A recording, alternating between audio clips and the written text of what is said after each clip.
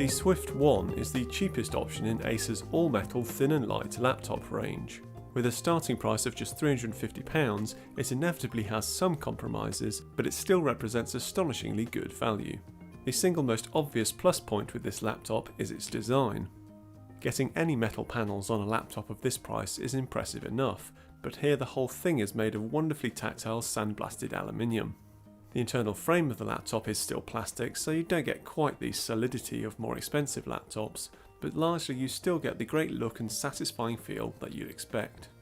In fact, I actually prefer the look of the Swift 1 to the more expensive Swift 3, and its lack of chamfered edges makes it nicer to handle too. Also impressive when it comes to this laptop's build is how slim and light it is. It's just 15mm thick and weighs 1.4 kilograms. Combined with a footprint of 320 by 225mm, and you have a laptop that's easily portable enough that you can take it with you anywhere. The positive vibes continue when it comes to connectivity.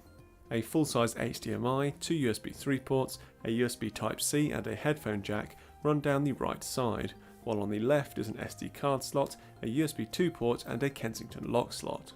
You miss out on the fancy Thunderbolt charging of something like a MacBook, but otherwise this machine has everything you should need. The screen is another area where this laptop belies its price. It's an IPS LCD panel, so you get minimum deterioration in image quality when viewed from different angles, and it has a matte finish to keep reflections at bay. It also has a plentiful 1920 by 1080 resolution, rather than the 1366 by 768 pixels that many cheaper laptops have. Plus its contrast is an impressive 1261:1, so there's none of the slightly grey washed out look of lower contrast displays. The screen of course isn't perfect, with colour reproduction not being as accurate as more expensive laptops, but it's still fine for all but professional content creators. The only real caveat is the maximum brightness. At 267 nits it's just a touch low, making the screen less easy to see when used in really bright conditions. At the opposite end of the scale, the lack of backlighting on this laptop's keyboard means typing in the dark is a bit tricky, even with the light of the screen helping out.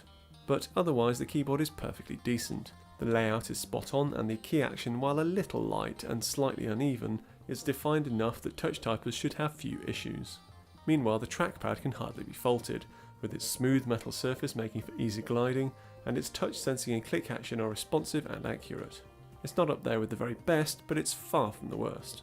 You also get a basic 720p webcam and a fingerprint reader, both of which get the job done.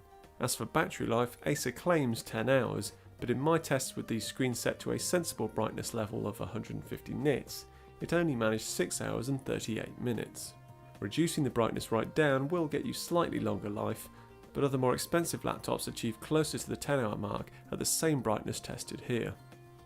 Still, around 6 to 8 hours is probably enough for most people, and is still a decent effort for a machine this size and price. So far so impressive then, but this laptop does have an Achilles heel, which is performance.